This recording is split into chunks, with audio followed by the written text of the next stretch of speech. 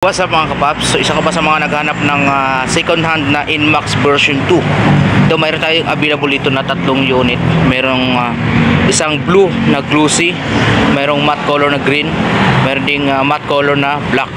So ngayon mga kapaps, kung gusto niyo ng Inmax, mayroong contact number dito sa comment section. So puntahan niyo na lang, tawagan niyo at inquire niyo kasi ito ongoing repricing pa lang ito or competition doon sa kanyang total price, no, kasi nga second hand na siya.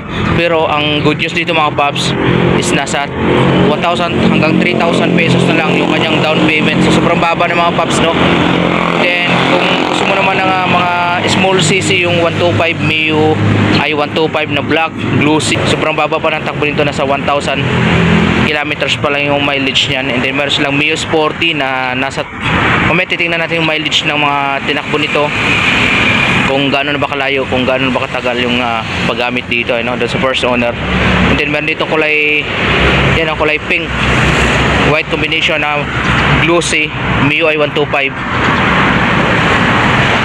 Then hindi lang yung mga paps, meron din ditong available na Mio i 125 na pink. Ito yung pink na kulay na may combination na blue na stripe decals.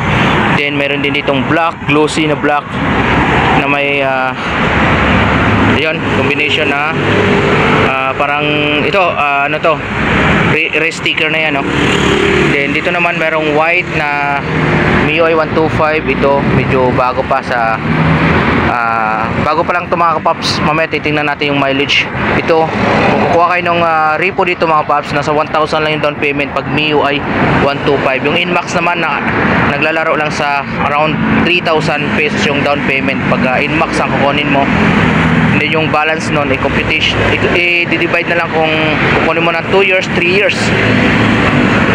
Okay, titingnan natin yung mileage nitong kulay white in ano ba to, mint green ang kulay ng Mio i 125. Ito may tinakbo ng 11,000 kilometers ang tinakbo nito, pero sobrang ganda pa, no? Parang slightly used lang, mayroon na rin siyang plaka. Ang kagandahan nga dito mga paps, alagang-alaga ng may-ari itong Mio na ito.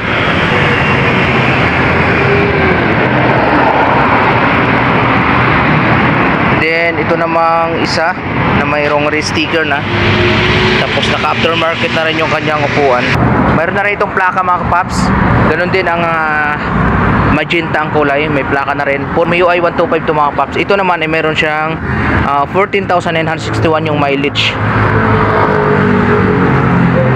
Kulay black.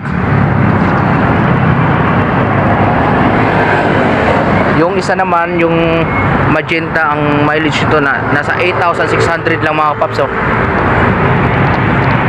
yan. Kung gusto mo naman ng medyo slightly used lang ito, meron sila ditong bago pa 5,000. So 5,000 kilometers lang yung tinakbo nito. Itong kulay pink and white combination, yan, 5,000 kilometers lang yung tinakbo niya. Then dito naman tayo sa mint green na Mio Sporty. So tinakbo nito nasa 43,000 kilometers. So 43,000 kilometers na yung tinakbo nito. So, mayroong sticker ni Team Katagumpay. Ito yung pinakabagong Mio i 125 na repo mga kapaps na nasa 1,000 kilometers lang yung tinakbo. Yan.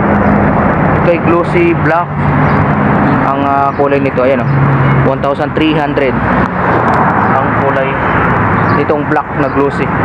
So dito naman tayo sa Inmax, meron silang available color na black, matte black, matte green, tapos glossy na blue. Ito wala pang price to mga paps, nasa 3,000 lang yung down payment nito. Tapos pagka mag monthly kayo, yung monthly nito competition pa lang yung monthly nito. Ito makikita nyo mga paps, napaka kinis pa ng mga unit ng repo ito. So mga nakarang araw lang to kinuha doon sa may-ari. Ang kagandahan nga dito sa mga repo nila na Inmax mga paps, ito ay mga hindi sila sinurrender, kumbaga hinatak mismo doon sa may-ari yung mga motor na to. Kaya masasabi mo na wala silang pinalitan or wala silang tinanggal na piyesa diyan sa motor. Kaya swerte yung makakuha nito. Ito daw nasa 7 months use pa lang ito mga papski. So 7 months pa lang ginamit ng may-ari, tapos 3 months na hindi hinulugan kaya hinatak na ng Yamaha. Ito namang green one, hindi ko alam yung history nito. So ganun din naman yan mga paps, pag once na hindi ka makahulog 2 to 3 months, automatic yan, kukunin na ni Kasa yung motor nyo. So itong blue mga papski, ito ay galing sa Quezon City. So pinuntahan nila kasi mga ilang buwan na rin na hindi nakahulog, kaya pinorse na nilang hatakin doon sa may-ari. Itong kulay blue mga paps na glossy, napakaganda. Ito wala talaga nakikitang gas-gas dito mga paps. Makikita naman natin dito sa windshield. Yan, diba? Sobrang kinis. Pagdating sa headlight, yan medyo alikabok lang naman yan. Pagdating sa front fender, ang mags nito black, itong green, gold, tsaka yung black na isang Inmax gold yung kanyang mags. Tingnan nyo na lang mga paps.